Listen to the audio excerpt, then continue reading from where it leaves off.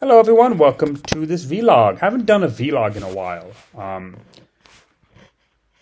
done a vlog in a while. I do want to get back to them because I like doing them and you guys like hearing them.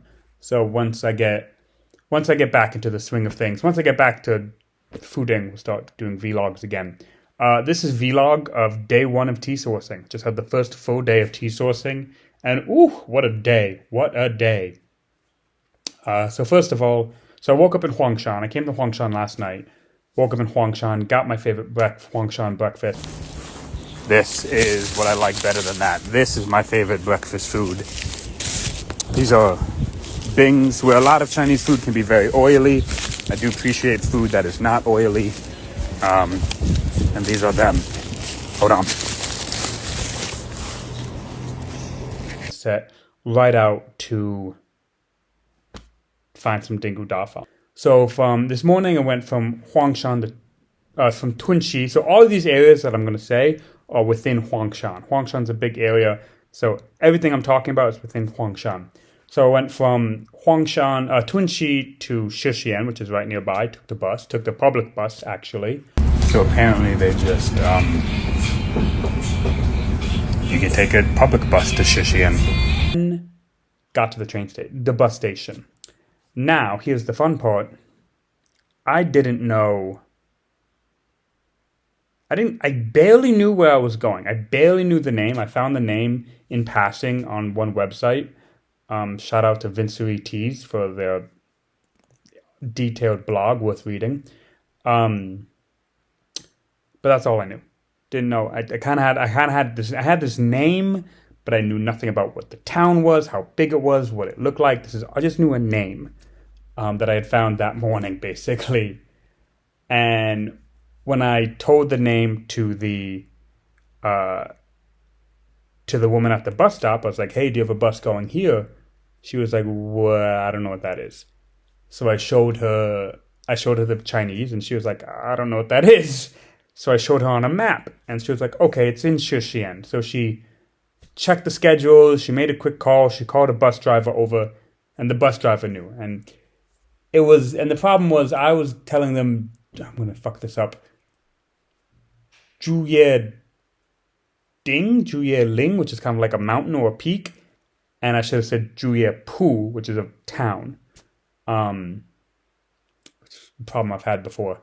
And so he was like, "Yes, okay, I can take you there. There's a 12:30 bus." It was like 10 o'clock at that point. So I was like, great. So hung out in the bus station for about 2 hours.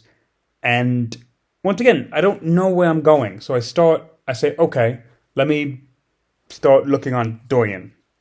Typed it in, and it looked a mix of pretty fucking villagey, but also I did see some tea stuff and a little bit of like touristy climbing stuff. So there's a little bit of a mix of everything. And I was like, okay, that made me feel better. I was like, well, at least I'm not going to complete bubblefuck nowhere. So got on the bus, took the bus up.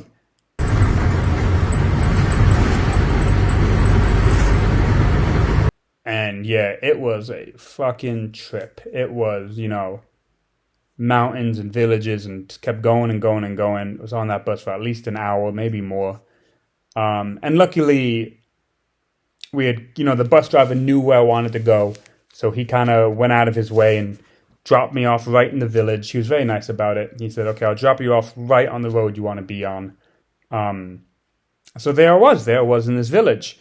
And it's small, beautiful Huangshan village. Not the smallest village I've ever went to, but also a village. Houses, not really restaurants or that many stores. This is mostly just houses, farmers. And I was like, great. Now what? And I was just like, well, let me just start walking. And right before you dropped me off, as I'm looking out the window, as I passed by shops, I saw people making tea. And I said, okay, we're in the right spot. This is a tea-making town, at least. So I said, fuck it, let me start walking and just kind of poke around the town, get a vibe, get a feel.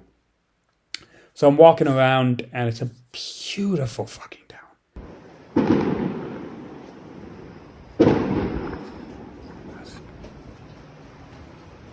We were walking down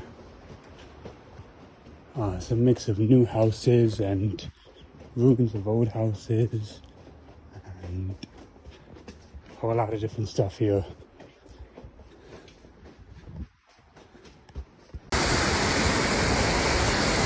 They have a mill, a working mill.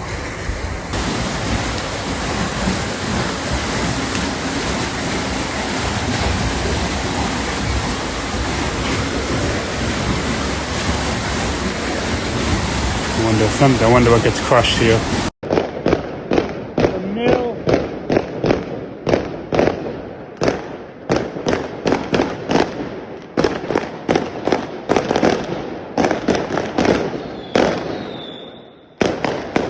And I walked first into this one shop. I was walking down the street where I'd seen the tea making, and I saw a shop where this guy was making tea. I just posted stuff on Instagram, so yeah, check out Instagram for more detailed stories. And I went in, and the first thing I kind of noticed, I was like, this is a curtains shop. Because you could see all the sewing machines, everything was kind of pushed aside and covered in plastic. But it's like, okay, throughout the year, you make curtains, and now it's tea season. So we have some tea machines here, within bed. This is usually a curtain store. In the off season, he sells curtains, which I think is kind of funny. And then, yeah, he's just got a bunch of the different teas.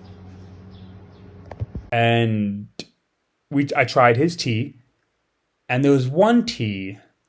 So I tried three teas actually.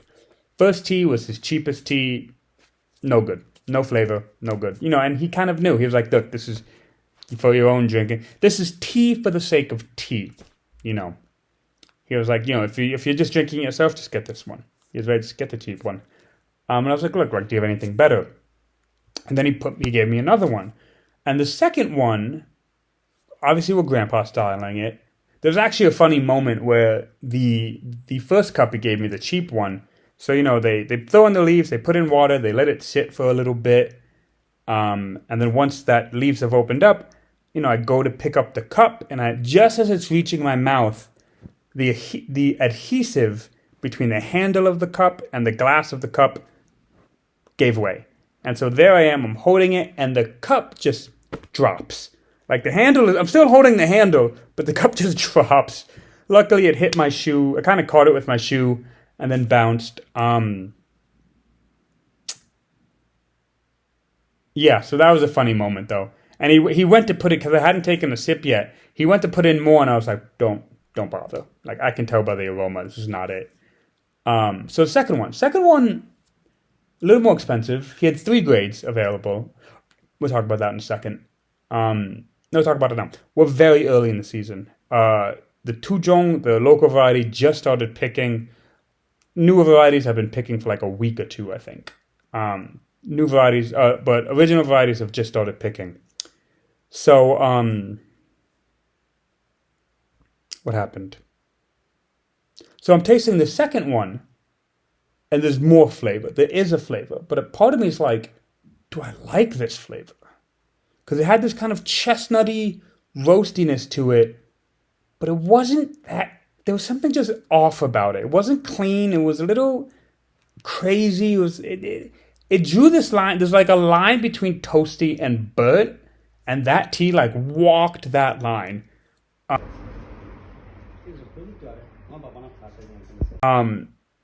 And I kept just being like, I kept sipping it, and we're talking when we talk about other teas, and I'm sipping it, and I'm sipping it, and I was like, do I like this tea?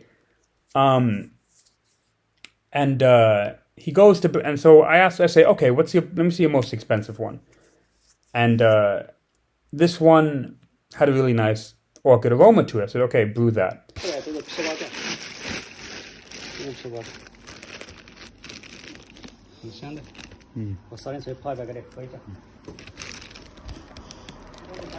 should just smoke pretty good.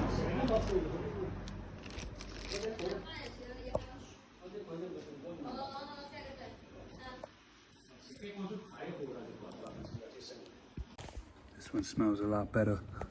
So he throws that in. I will say though, this whole time he's pretty kind of reluctant. He was a little reluctant at first, because I think a lot of the times, I think there's a lot of people who will go to a shop, taste the tea, and then not buy it. And so sometimes you get shop owners who are just kind of like, look, don't waste my time. Don't waste my time. Don't waste my tea. Don't try 3 teas and just not buy anything. But once I think I told him not to second brew the cheap one when I was like, don't bother. I think he was like, okay, you're here not just for basic tea. You're here to kind of find good tea. That was a kind of I passed the vibe test on that one. So his third one had some orchid aroma in the leaves. I said, okay, brew that. And then as that one's brewing, the water had cooled on the second one. And that chestnut note had really evened out, calmed down. The flavor had calmed down, structured a bit. And I was like, it was a strong flavor. And I was like, oh yeah, there it is. I like this. And I liked it. And you knew I liked it because I just kept drinking it. I just kept... And even he realized, he was like, like that one. I was like, yeah, I do. So I did make my first purchase. 3 pounds. 3 pounds. Let's take a little whiffy whiff. So I walk around a little bit. I pass some other shops.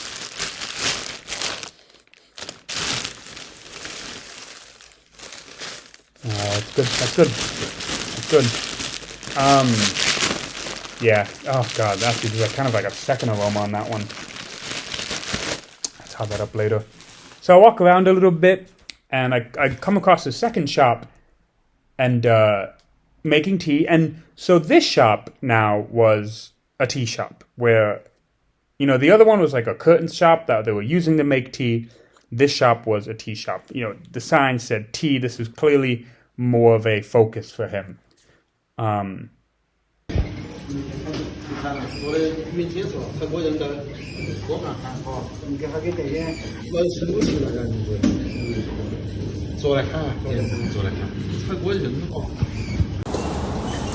have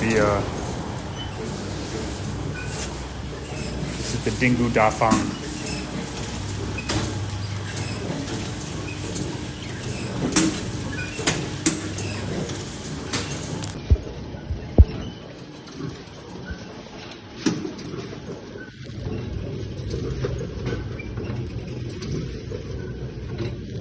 这个茶好，均匀，每颗都差不多大。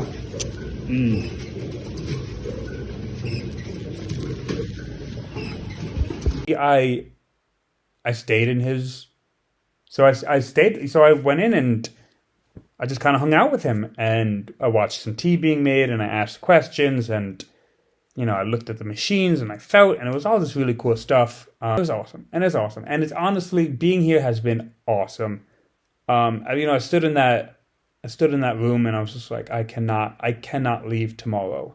If I leave tomorrow, it'd be a crime. It'd just be a crime. So I'm going to stay one more full day here. The guy said he's going to take me up to his fields tomorrow.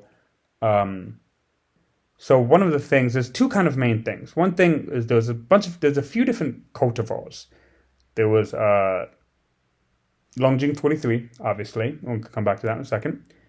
There was the local cultivar, which they just kind of refer to as Tuzhong. And there was the cultivar they often use for Fang, which is red flag number 1. Hongqi Hongqi? I don't know. Hongqi, I think. Red flag number 1. And they were making tea with all of them. The newer varietals, the Long Jing 43s, have been picking for about a week. The old varietal just started picking. And this was a vibe that I got as I talked with people on the way in.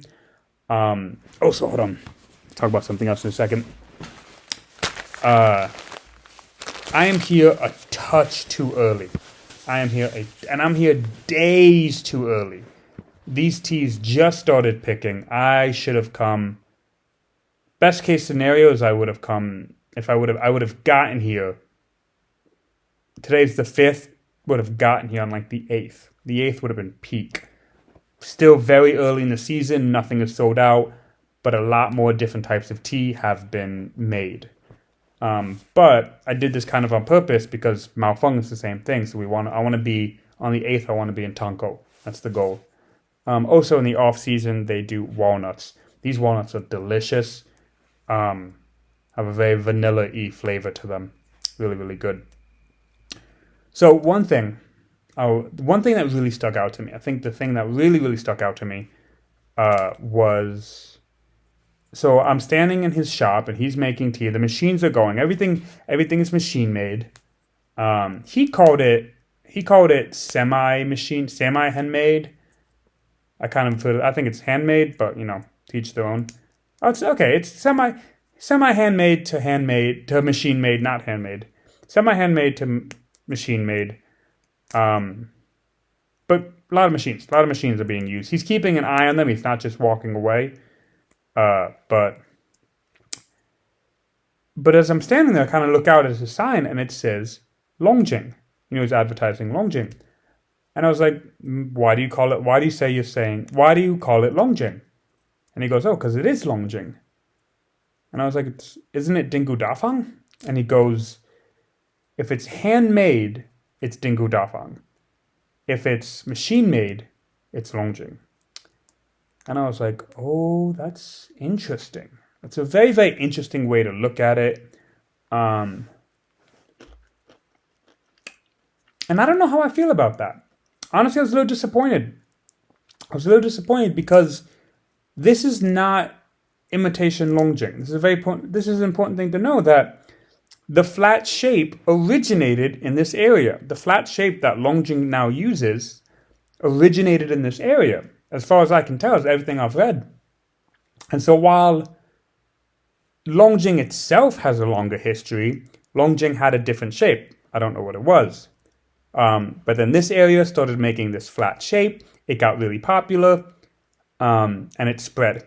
Like, actually, Huang, Shan green teas have changed the game. Actually, that and Songlor were major game changers in the green tea world. So, it's really good. So it's not...